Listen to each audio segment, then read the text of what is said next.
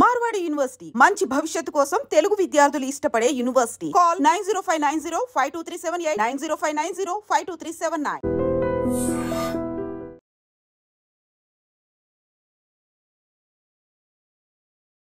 నమస్తే, welcome to social spotlight with Kavitha.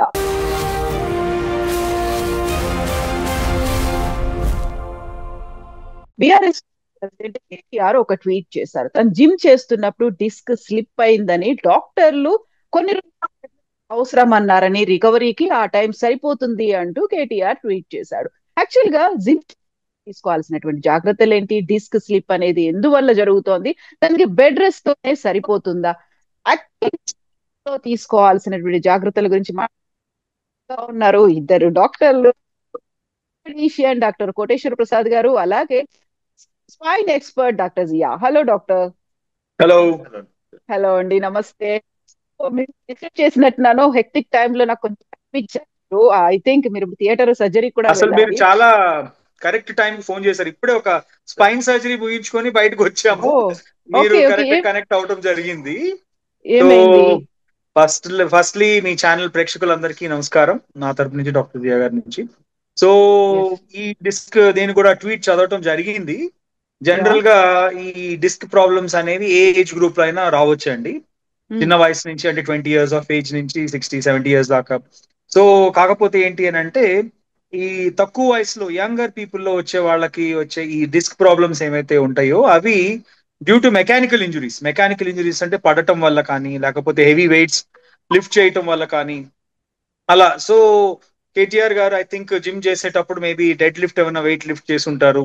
So ఆ weight lift చేసినప్పుడు ఏమవుతుందంటే కొంత, ఎనీవే ఆయన ఏజ్ మేబీ ఒక 45 to 50 ఉండొచ్చు.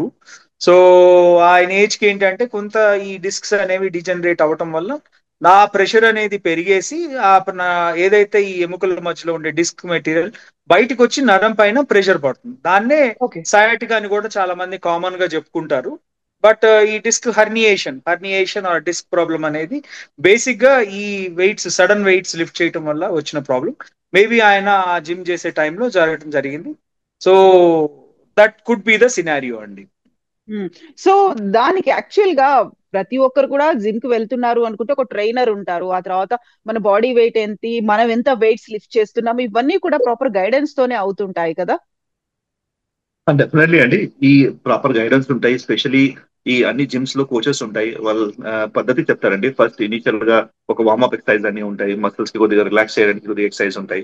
దాని తర్వాత ఫస్ట్ న్యూ కమర్స్ కి ఒక 2 months వితౌట్ వెయిట్ కొద్దిగా ట్రైనింగ్స్ అన్ని ఉంటాయి. మనం దానికి ఎలాస్టిక్ రబ్బర్ బ్యాండ్స్ ఉంటాయి, టెరా బ్యాండ్స్ ఉంటాయి, అవి స్టార్ట్ చేస్తారండి.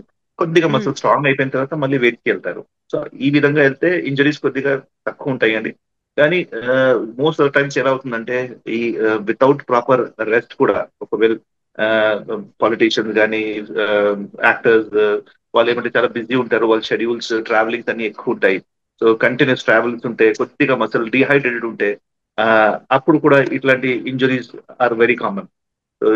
ఒకవేళ ప్రాపర్ స్లీప్ లేకుండా, ప్రాపర్ రెస్ట్ లేకుండా మళ్ళీ జిమ్ కి హిట్ చేశారనుకోండి, ఆర్ అగ్రెసివ్ ఎక్సర్సైజ్ చేశారు, ఒక రోజు కొద్దిగా ఎక్కువ చేశారనుకోండి, ఇట్ కెన్ హ్యాపెన్ అండి.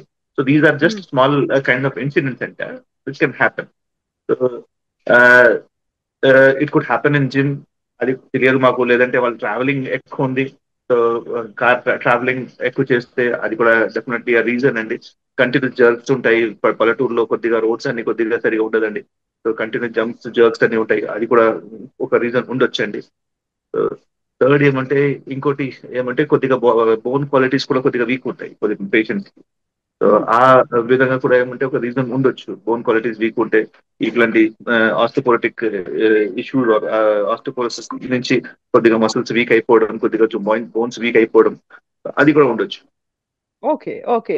సో డాక్టర్ కోటేశ్వర్ ప్రసాద్ గారు, యాక్చువల్ గా జిమ్ కి వెళ్తున్న వాళ్ళు కానీ, లేదు నేను బయట అయినా ఎక్సర్సైజ్ చేస్తాను, ఓపెన్ జిమ్స్ అనేవి ఉంటాయి, పార్కుల్లో ఉంటాయి, వాకింగ్ చేస్తున్నప్పుడు తీసుకోవాల్సినటువంటి జాగ్రత్తలు ఏముంటాయి? ఒక్కటండి, most importantly gym is not bad, but the way gym చేసే విధానం మార్చుకుంటాం చాలా ఇంపార్టెంట్. ఇప్పుడు ప్రతి వాళ్ళు వెయిట్ తగ్గాలనుకునే వాళ్ళందరూ ఫస్ట్ థింగ్ ఏంటి, వెళ్ళిపోయి నెలకి ఒకసారి జిమ్ లో డబ్బులు కట్టేస్తారు. లేదు అంటే ఏదో పరిగెడతాం స్టార్ట్ చేస్తారు. ఏయో అంటే ఏవో యూట్యూబ్ లో చూసి వెయిట్స్ ఎత్తడం స్టార్ట్ చేస్తారు. ఫస్ట్ ఏంటి అని అంటే మన బాడీ అనేది ఈ పర్టికులర్ ఎక్సర్సైజెస్ కి మన బాడీ తట్టుకోగలదా లేదా అనేది వెరీ ఇంపార్టెంట్. ఇప్పుడు ఓకే. కేటీఆర్ విషయానికి కూడా వస్తే ఆయన ఏజ్ కి అంటే ఆ ట్వీట్ ప్రకారం చూస్తే ఏదో వెయిట్ లిఫ్ట్ చేశాను అది జరిగిందని చెప్పారు. బేసిక్ గా ఏంటి అని అంటే ప్రతి హ్యూమన్ బాడీకి ఒక థ్రెషోల్డ్ ఉంటుంది మనం ఎంత వెయిట్ లిఫ్ట్ చేయగలం అనేది. ఇప్పుడు నేను అనుకోండి నాకు ఒక 10 కేజీలో 20 కేజీలో ఒక లిమిట్ ఉంటుంది. సడన్ గా ఒక 50 కేజీలు వెయిట్ లిఫ్ట్ చేయండి అంటే చేయగలం, కానీ దానివల్ల బాడీలో ఒక్కొక్కసారి బ్యాక్ మజిల్ పెయిన్ వస్తుంది, షోల్డర్ పెయిన్ వస్తుంది, షోల్డర్ లో ఇంజురీస్ అవుతాయి, బ్యాక్ ఇంజురీస్ అవుతాయి. సో ప్రతి ఒక్కళ్ళు కూడా జనరల్ గా జిమ్ కి వెళ్ళే వాళ్ళు కానీ ఎక్సర్సైజ్ కి వెళ్ళే వాళ్ళు కానీ మెయిన్ బ్యాక్ కి స్ట్రెయిన్ అవ్వకుండా మీ మజిల్ స్ట్రెంగ్త్ అనేది పెంచుకోవడం చాలా ఇంపార్టెంట్. సింపుల్ జాగింగ్ వల్ల ఎటువంటి ప్రాబ్లం ఉండదు, కాకపోతే ఏజ్ ని బట్టి కూడా. ఇప్పుడు 20 ఇయర్స్ ఒక టైప్ ఆఫ్ ఎక్సర్సైజ్ చేయాలి, 40 ఇయర్స్ ఒక టైప్ ఆఫ్, 60 ఇయర్స్. ఇప్పుడు 60 ఇయర్స్ ఆయన పేషెంట్ మన ఓపీడీకి వచ్చి డాక్టర్ గారు నేను రోజుకి 4 కిలోమీటర్లు నడిచేవాడిని అంత ముందు, ఇప్పుడు నడవలేకపోతున్నానంటే 60 ఇయర్స్ ఆబ్వియస్లీ ఆయన మోకాళ్ళు అరిగిపోయి ఉంటాయి, దానివల్ల ఆయన నడవలేకపోవచ్చు. ఇవన్నీ కూడా మన శరీరాన్ని అర్థం చేసుకొని ముందు మన బిహేవియర్ మనం చేసే లైఫ్ స్టైల్ కూడా మార్చుకుంటే బెటర్.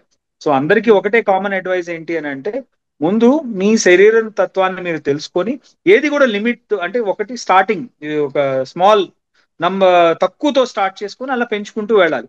ఒకటేసారి మనం అన్ని ఒకటే రోజు చేసేసి మొత్తం జిమ్ చేసేసి ఒక 10 కిలోమీటర్ పరిగెట్టేస్తే శరీరం ఇట్లానే దెబ్బతిని మళ్ళీ రెస్ట్ తీసుకోవాల్సిన అవసరం వస్తుంది. సో డాక్టర్ జియా, మీరు ఇంతకు ముందు ఒక మాట అన్నారు, చాలా హెక్టిక్ షెడ్యూల్స్ ఉంటాయి, వర్కౌట్ చేయడానికి కొంచెం టైం తక్కువ అవుతుంది, అందులో ఎగ్జాస్ట్ అయినటువంటి టైంలో కనుక జిమ్ చేస్తే ఇలాంటివి అవుతాయి అనుకున్నప్పుడు what is the ideal time? ఎప్పుడు ఏ టైంలో జిమ్ కి వెళ్ళాలి? అందులోనూ సమ్మర్ లో తీసుకునే జాగ్రత్తలు ఏంటి? యూజువల్ గా ఏమంటే madam, ideal time for gym is early mornings అండి. So okay.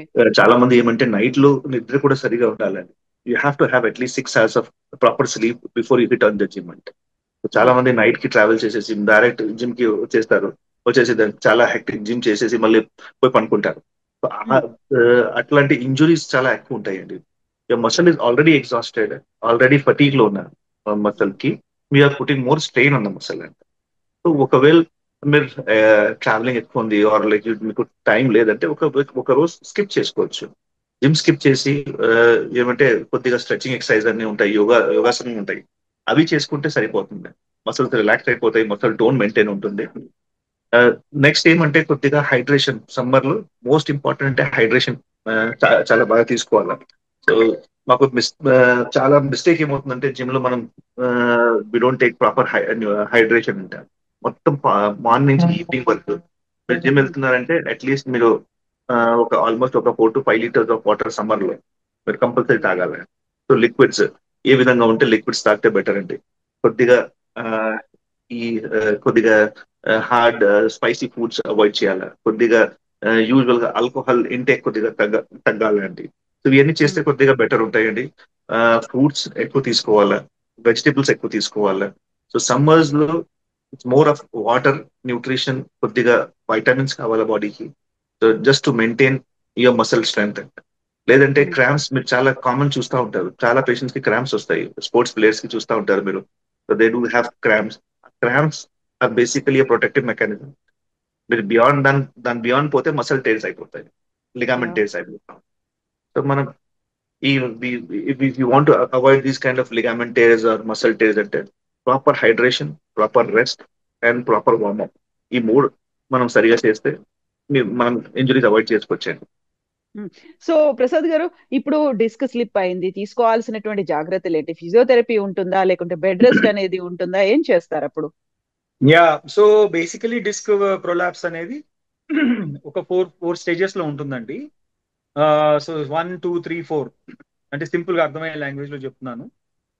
ఇనీషియల్ గా డిస్క్ బల్జ్ వచ్చినప్పుడు ఎక్కువ స్ట్రెయిన్ అయితే కొంచెం నడుము నొప్పి రావటం అనేది జరుగుతుంది, అది రెస్ట్ తీసుకుంటే సరిపోతుంది.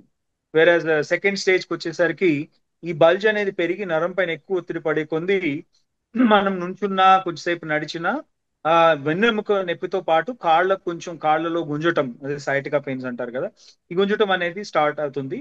అప్పుడు ఏంటి అంటే మెడికేషన్స్ అండ్ ఎక్సర్సైజెస్ చేయాల్సి వస్తుంది. వేరే స్టేజ్ 3 వచ్చేసరికి చిన్న పని చేసినా ఈ నడుము నొప్పి కాళ్ళు లాగటం అనేది కంటిన్యూస్ గా ఉంటుంది. సో అది స్టేజ్ 3. అదేంటంటే ఆ స్టేజ్ లోనే జనరల్ గా ఇంజెక్షన్స్ కానీ, ఫిజియోథెరపీ కానీ, some times even surgery. Stage 4 అనేది కాళ్ళకి అసలు శక్తిహీనం అయిపోవటం, కాళ్ళల్లో శక్తి అనేది చాలా తక్కువైపోయి 1/5 అంటాం. పవర్ 5/5 ఉండాల్సింది 1/5 ఉంటుంది, 2/5 ఉంటుంది. తర్వాత తెలియకుండా యూరిన్ పాస్ అయిపోవటం, తెలియకుండా ఇట్లాంటివన్నీ కూడా న్యూరలాజికల్ సిమ్టమ్స్ అంటారు, అవి జరుగుతాయి. సో ప్రతి స్టేజ్ కి కూడా కొన్ని సిమ్టమ్స్ అనేవి ఐడెంటిఫై చేయడం చాలా ఇంపార్టెంట్. సో దానికి తగ్గట్టే ట్రీట్మెంట్ ఉంటుంది. సో నాకు తెలిసి మోస్ట్లీ కేటీఆర్ గారికి కూడా it must be a very small issue. Even though అంటే ఒక్కొక్కసారి డిస్క్ ప్రాబ్లమ్స్ ఏంటంటే ఏజ్ ని బట్టి కూడా దా ఇంటెన్సిటీ అనేది పెరుగుతుంది ఒక్కొక్కసారి. ఇప్పుడు ఆయన ఏజ్ కి మరి ఆ వెయిట్స్ ఎత్తడం వల్ల అది డిస్క్ బల్జ్ అయిందా లేకపోతే ప్రొలాప్స్ అయిందా, ప్రొలాప్స్ అంటే బయటకు వచ్చేయటం, బయటకు వచ్చేస్తే కంపల్సరీ ఏదైనా సర్జరీ చేస్తేనే ఆ రికవరీ అనేది అవుతుంది అనమాట. Various disc bulges can be addressed with exercises and medications. Okay. So doctor Jiya, KTR gym చేస్తున్నారంటే he must be doing since couple of years అయి ఉంటుంది, ఎందుకంటే అక్కడ హెల్త్ కాన్షియస్ అనేది కూడా కనిపిస్తుంది. గతంలో కూడా నేను జిమ్ లో ఉన్నాను, ఇలాంటివి అనేవి కూడా కొన్ని ఫొటోస్ అవి వచ్చాయి కాబట్టి. సో రెగ్యులర్ గా జిమ్ కి వెళ్తున్న వాళ్ళు తీసుకునే జాగ్రత్తలు ఏంటి? ఇప్పుడే జాయిన్ అవుతున్నాను, I'm showing that interest, want to join in gym అనుకున్న వాళ్ళు తీసుకునే జాగ్రత్తలు ఏముంటాయి? డెఫినెట్లీ ఆయన ఏమంటే రెగ్యులర్ జిమ్మర్ అమ్మ అందరికి తెలుసు, is very kind of health conscious person. చాలా రెగ్యులర్ గా జిమ్ యాక్టివిటీస్ చేస్తూ ఉంటారు. So definitely that only because of gym అయిపోయిందంటే like I don't believe that. Probably there could be other reasons also which we don't know about his detail examination, ఏముంది ఏం జరిగింది. So fine, చెప్పిన మాటికి gym లో ఒక చిన్న ఇంజురీ జరగవచ్చు. సమ్ టైమ్స్ ఏమవుతుందంటే వి గో ఫర్ స్పెషలీ ఆ మసల్ బిల్డింగ్ యాక్టివిటీస్ కి వెళ్తారు ఉంటారు. So you have a different kind of regime, ఒక ప్లాన్ చేస్తారు. ఈ నెల మనం will go for this weight, next month will go for this weight అంటారు. So there is gradual increase in the weight. So suddenly మనం weight if you're increasing almost maybe around 20% of what you are doing regularly. So at 20% is a big amount for the muscle. Secondly, as Sir said, like aging is a big factor. అందరికి suppose 40 బాడీలో చాలా changes అవుతా ఉంటాయండి. So muscles, bones లో చాలా strength తగ్గిపోతా ఉంటాయి. So just to maintain those things మనం జిమ్ యాక్టివిటీస్ అని చేయాలి, just to make sure your muscles are stronger, your bones are stronger అంట. డెఫినెట్లీ ఆ ఏజింగ్ ఫ్యాక్టర్ కూడా ఉంటుంది. So if there is mismatch between your exercise plan or weight gain plan or weight lifting plan and your proper muscle strength. ఎందుకంటే మనం ఒకసారి plan చేసిన తర్వాత మనం చూసుకోవాలి what is our current muscle strength, what is the maximum muscle strength which you can go for a future అనుకోండి. Right now if you're taking around lifting around 30 kgs or 40 kgs and how many sets you are doing, is your muscle prepared to take another 10 kgs or not? ఆ assessment ఉండాలి మనకు. ఒక్కసారి ఆ assessment వచ్చిన తర్వాత మనం ముందుకు వెళ్తే will not have injuries. That is the precaution you have to take. So even regular gymmers కూడా ఏమంటే కొద్దిగా టెస్ట్లు ఉంటాయి, కొద్దిగా చెకప్స్ ఉంటాయి, అది చేస్తూ ఉంటే they will be an idea what is the current muscle strength, what is the current muscle power, what is the current bone strength. Professional gymmers కూడా they have lots of injuries అండి. Body builders, professional gymmers, athletes, వాళ్ళు కూడా gym లో hit చేస్తా ఉంటే they have ligament injuries, they have bone fractures, they have spine injuries, just because there is a mismatch between the kind of their expectation of their muscle health and the kind of plan they are going for. So sometimes ఏమవుతుందంటే మనం కొద్దిగా చాలా ఆవేశంలో we take up some plan which is not possible for us. So unrealistic plans we tend to achieve and goals we tend to run behind our targets ఉంటాయి, అంత weight తగ్గాలో అంత weight పెంచాలంట. సో ఆ టార్గెట్స్ లో tend to overuse or kind of underuse the muscle అంట. So అక్కడ injuries జరుగుతూ ఉంటాయి. అండ్ డెఫినెట్లీ న్యూ కమర్స్ కి మీకు చెప్పా కదా, వాళ్ళకి ఏమంటే first they should understand what is basic muscle building, ఎలా మసల్ బిల్డింగ్ ఉండాలా, what is their right now proportion of their muscle, what is the proportion of what is the condition of their bones. అవి తెలిస్తే వాళ్ళకి ఒక plan పెట్టుకోవచ్చు. ఒక dietitian తో కూర్చొని, ఒక కోచ్ తో కూర్చొని వాళ్ళు ఒకసారి జనరల్ చెకప్ చేసుకొని రైట్ నౌ నా మసల్ పవర్ ఎంత ఉంది, నా బోన్ క్వాలిటీ ఎంత ఉంది, సో నాకు ఏమంటే ఎంత నెలలు లాంగ్ టర్మ్ ప్లాన్ పెట్టుకోవాలా. వాళ్ళు ఏమంటే 3 months 4 months ప్లాన్ ఇంత బెటర్. ఏమంటే ఒక 1 year ప్లాన్ చేసుకోవాలి. 1 year లో these will be the goals అంట. ఆ గోల్ సెట్ చేసుకుంటే కొద్దిగా బెటర్ ఉంటుంది వాళ్ళకి. And proper training, without training లేకుండా, వితౌట్ కోచ్ లేకుండా హెవీ ఎక్సర్సైజ్ చేస్తే డెఫినెట్లీ ఇంజురీస్ ఉంటాయి. Yes, doctors. Thank you so much, doctor. We will be in touch, and thank you for that. Thank you. Thank you so much. Bye. Thank you, doctor. Bye, doctor. Thank you. నిజంగా ప్రస్తుతం ఉన్నటువంటి సమాజం దేనికి priority ఇస్తుంది? ఆర్థిక సంబంధాల చుట్టూ మాత్రమే తిరుగుతోంది. మళ్ళీ ఎన్నికలంగానే చాలా విరక్తి కలుగుతాను. మంచి అనిపిస్తుంది కదా, లేడీస్ కూడా ఛాలెంజింగ్ జాబ్స్ చేసినప్పుడు చాలా బాగుంటది. ట్రాఫిక్ అసిస్టెంట్స్ గా నియమించిన ట్రాన్స్జెండర్స్ అందరితో సాల్యూట్ చేయించుకుంటున్నారు. ఫుడ్ డెలివరీ ఇవ్వటానికి వెళ్ళినటువంటి డెలివరీ బాయ్ అనిల్ పై కళ్ళ ముందు